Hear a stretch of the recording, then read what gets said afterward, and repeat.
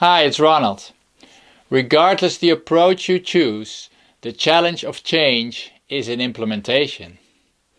How do you get from the intention to improve to the desired results with the involvement of everyone who has a role in this process? You can divide the implementation process into 3 phases.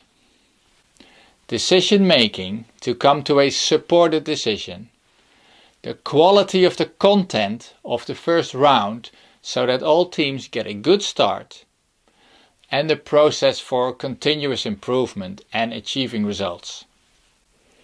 The organizations that work with 1FOCUS are on average on 96% results on track. This is ridiculously high. The most important phase for this result is the first. Here we explore 2 important topics: the potential of the case for change and the willingness and maturity of the leadership group. Concerning the case for change, we want to have a good picture of what's the story, what is the goal, which teams can or must contribute to this goal, and what is the value of these goals. Concerning the leadership group, we need to know who will be leading which weekly sessions. Will the highest weekly team session become the role model for all other teams? What's our common approach in dealing with obstacles along the way? And what's the level of trust within the highest leadership group? Now, the golden rule is we only start successful projects. And these 8 important questions are the success criteria, and you want to discuss these criteria early in the process to avoid disappointments and loss of time. But how do we get good answers to these tough questions? Well, there are 2 ways in which things will not work.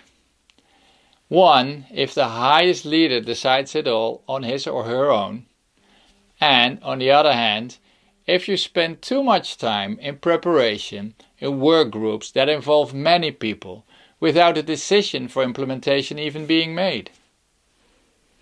An effective approach could consist of just 3 steps. An introduction meeting with the leader, an exploration meeting with a few key players, and a strategy workshop with the people you want or need to be involved in decision making, the leading coalition.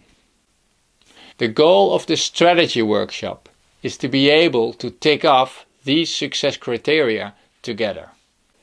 The exploration meeting provides an introduction to the 1FOCUS approach, and here we just discuss whether it would be useful to plan the strategy workshop and who should attend.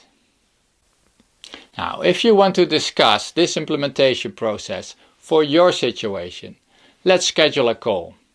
And if it appeals to you, get a few key people in a room for a 1-hour meeting to explore your potential.